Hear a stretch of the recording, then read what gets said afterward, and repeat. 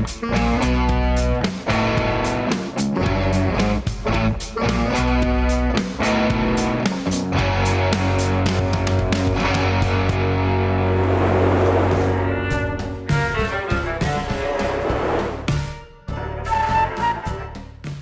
to the Stanford Lee Show, the place for stories, musicology, and more.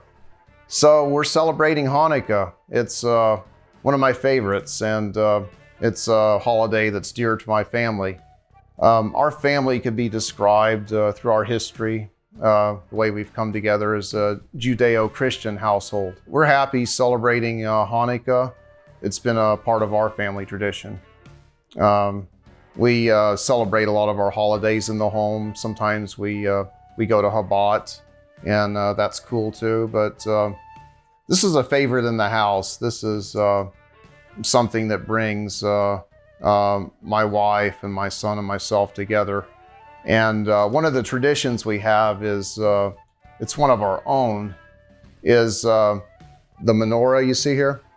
So we have a race. So we see which menorah each night will withstand the test and which will burn the longest. Yeah, a lot of times my son wins, but it's an interesting race because we have several menorahs in the household, and it's just a lot of fun. I like the gelt, what do you call it, the chocolate stuff. That's always good too, the chocolate coins. So I wanted to, go a little deeper into the story because we don't really think of the story of Hanukkah. Sometimes it's easy for all of us to kind of think of Hanukkah as the almost like the Jewish Christmas or something, and it's quite different. It's a different message about miracles, and I'm sure there's comparisons between today and the time of the Maccabees. So think of it this way. Go back to ancient Greece, that they were all the way over in Syria. I mean, it's quite a different map if you look back to the reign of Antiochus IV during the Hellenistic period. I think of it as kind of a Roman decadent time. It's very, very secular. It's think of going to, like a Las Vegas with, with no holds bar kind of thing. Pretty crazy. And I'm thinking of the courage of God's people during that time, and not only how they could reclaim the temple and the miracle of being able to keep the lamp oil burning to sanctify it, but they could actually prevail through those times with all the influences, because it would have been easy to worship any of the pagan gods, and they would have had no grief for it. And I'm sure many did fall to the temptations. I mean, it was a time of parties and decadence, and some of these gods were, I guess, real to those that worshiped them, but they were also kind of a kind of your something to do, if you will. I mean, there was temples of various forms of recreation. I won't get into that.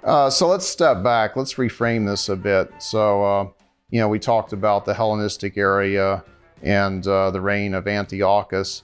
But the Israeli people, it's interesting to me how they attract miracles. Yes, they have tragedy, but the Maccabees, that were actually the heroes of the story, the ones that fought to reclaim the temple, before you even get to the miracle of the lamp oil sustaining for those days, you have a small force of, combatants that were able to overtake a superior contemporary army of the time that had an abundance of resources. So I think of the Maccabees kind of as commandos or Green Berets. They were really called to serve beyond that of, just a common soldier. I mean, these were really quite a unit to be able to take on the Greeks at the time. And so that's really cool. I like military history and stuff. If I go on to look at this, just to kind of tie it in with the Torah or Old Testament, I like the idea of not being defeated by any weapon. It says in Isaiah 54:17, "No weapon that is formed against thee shall prosper, and every tongue shall rise against thee in judgment thou shalt condemn." It's very powerful to think that if you are righteous, God can step in for you. He can protect you and send that miracle or blessing when things are impossible. It's just really encouraging. Something I get out of it. Just think of this. Not only the miracle first of winning and getting the temple to where they could sanctify it, but the vase of pure oil was enough for only one night. You can read about it, but there's a certain process of where you have to be pure yourself in order to produce this oil, and they had run out of oil for the temple and had to have it burn to endure for these different nights.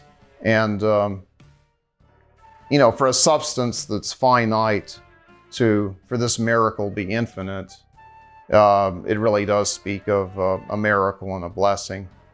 I mean, I don't know how you account for the oil being there when there wasn't enough there.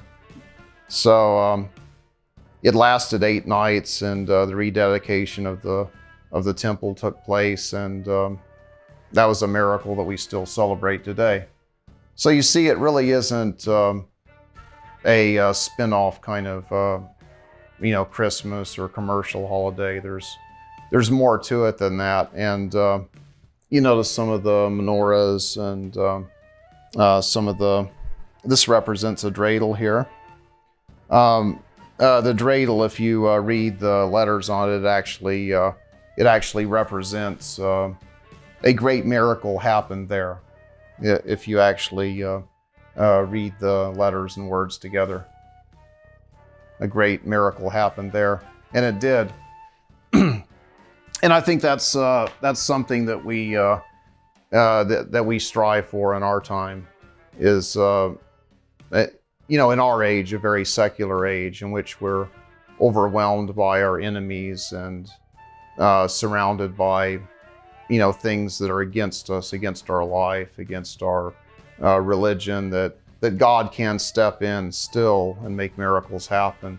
So that's my takeaway to all of us, Christian, Jew, whatever type of believer you are, that you can look for that and try to accept those miracles. So I'm going to do some, while I'm hanging out here and enjoying the holidays in front of the hearth, I'm going to play some music, just kind of an inspirational segue into this holiday. Let's kick it off here.